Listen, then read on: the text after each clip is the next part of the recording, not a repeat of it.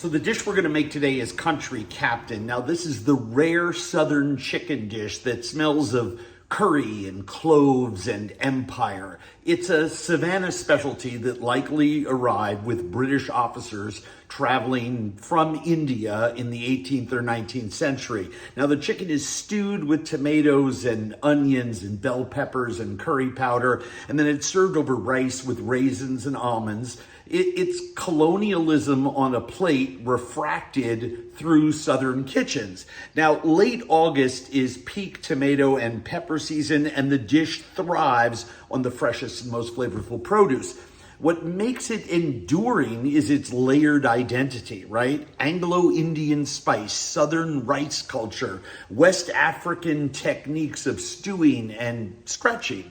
In a way, it's the South telling on itself. The third culture here isn't new, it's baked completely into its DNA. So let's process our mise en place.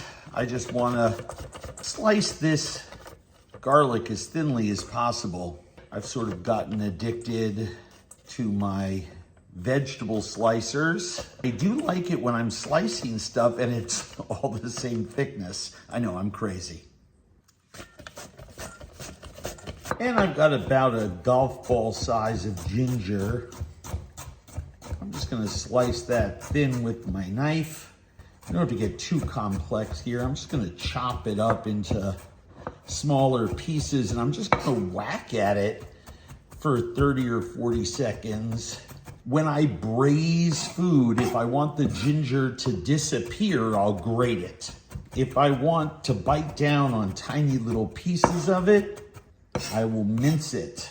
Now in the recipe that I have for you, I wanted to use some cayenne chili, but I happen to have some chilies from my garden. And I'm just gonna give this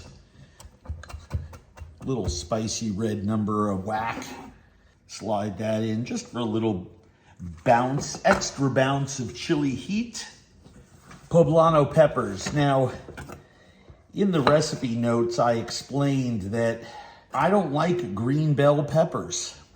If I want the flavor of a bell pepper, I'll use a red one. Anytime I see the word green bell pepper, I put a poblano in. They are not spicy. I mean, they're faintly, mildly warm. They actually have pepper flavor.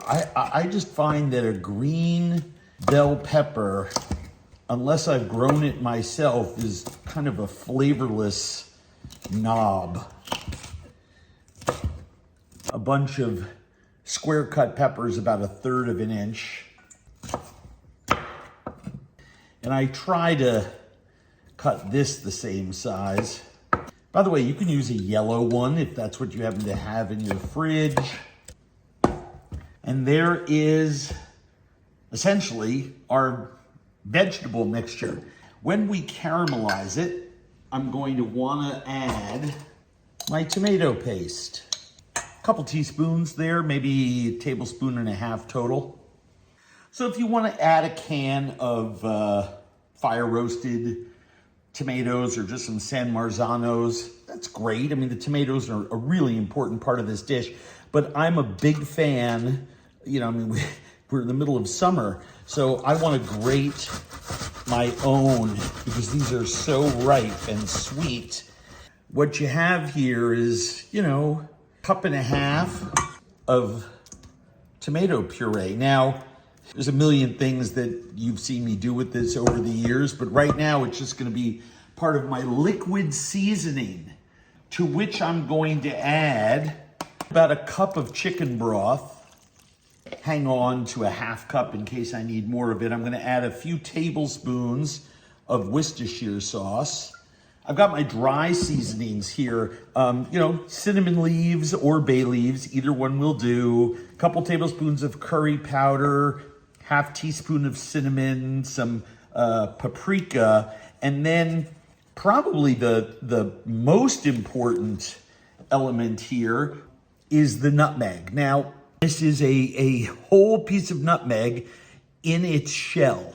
Usually on the outside of this piece of nutmeg, matter of fact, I mean, it's hard to see, but it almost looks like there's a veiny line drawing on the outside of it. That's because there's like a spider web of yellow material on the outside of here that when it's dried and ground, we call mace. This is a hard shell. This is not ready to be used in cooking. What you have to do is crack it. And then you open it up, and inside is this beautiful piece of nutmeg.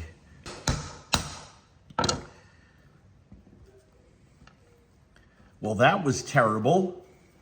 Looks like I better start over. Well, I don't have to. Here's a beautiful piece of the nutmeg. I broke this beautiful round piece of nutmeg into thirds. So I'm going to put it back into the jar that I have, and I'll take a piece of it.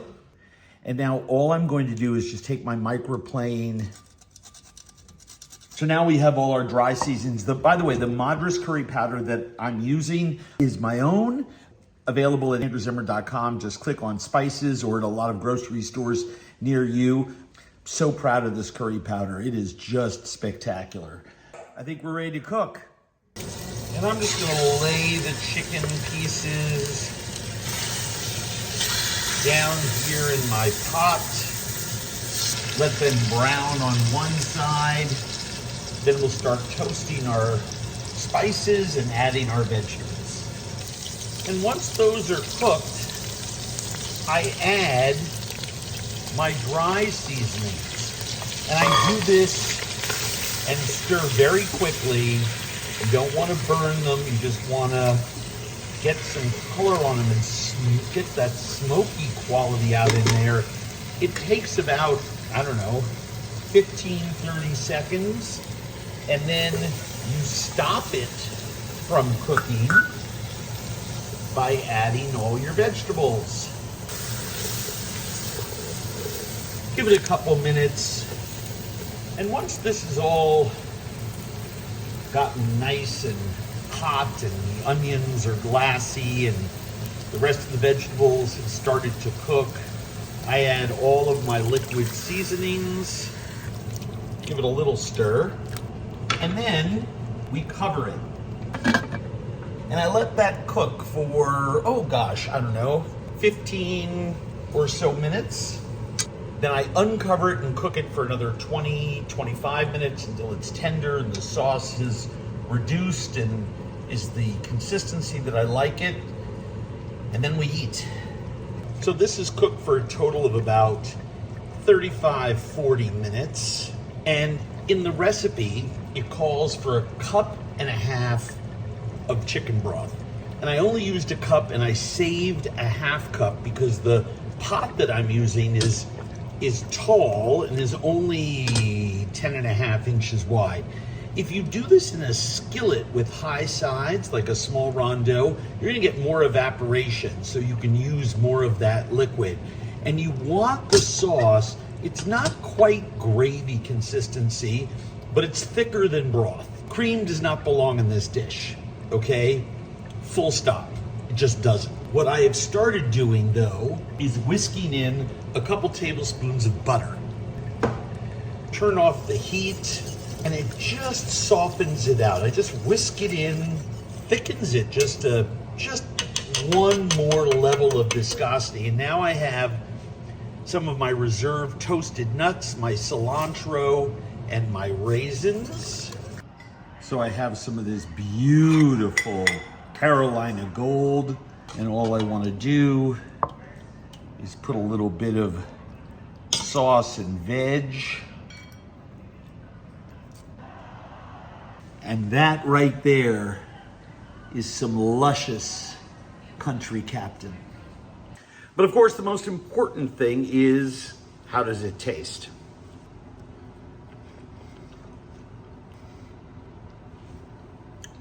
I'm biased. It's one of my favorite dishes out there. I hope it becomes one of yours too.